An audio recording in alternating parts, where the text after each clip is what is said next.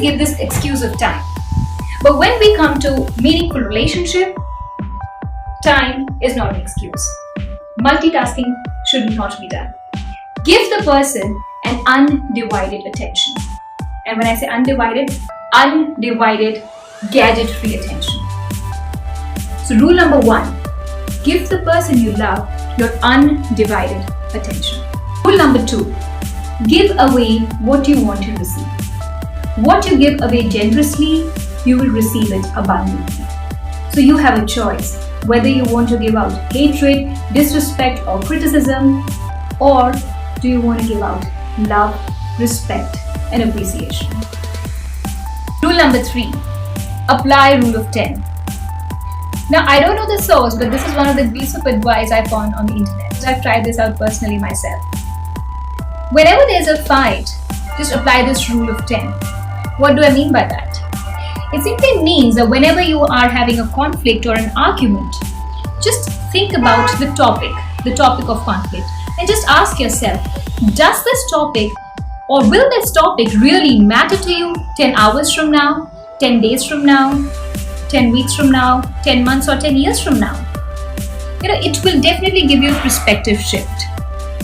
Many times it has happened with me that both my husband and I were stepping out for work and then suddenly we have an argument.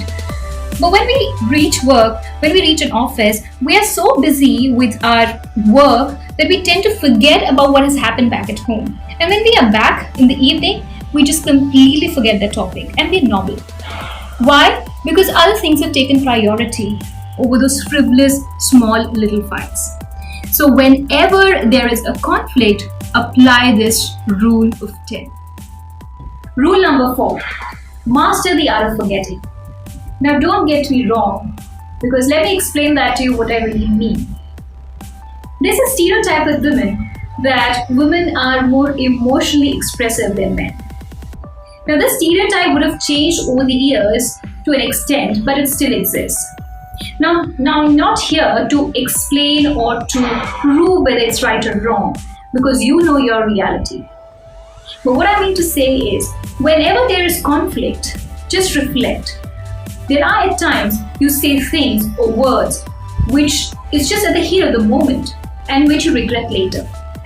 The same goes with your partner. He may say a lot of things in anger or at heat of the moment, which you know deep within that he did not mean it. But do you really hold on to things or do you let it go? Now, having said this, I also want to clearly state that never ever compromise on your self-esteem. So first, clearly set your boundaries. Clearly know for yourself what are some of your non-negotiables, things that you will not compromise on. For example, it can be cheating, extramarital affairs, or disrespectfulness. You need to know what you really stand, what you really call out as a non-negotiable in your relationship. Apart from those non-negotiable things, rest all are small little things. So try to let it go. Do not hold on to those small frivolous things. If you ever come across a message, a forward message or a video and you think, let me show this to my husband, to my partner. He needs to know this. This is for him. And when we go through that video or message, we feel we are the victims and the other person is the one who is doing all bad things in your life. As Mahatma Gandhi once said, be the change you want to see in the world. The same applies to relationships as well. Be the change you want to see in others. You do not have control over anyone else's actions or emotions, but you have control over your thoughts, your own actions, your words, and what you think. Hope you liked today's episode. In my next episode, I will talk about the important aspect of life, which is career and dreams.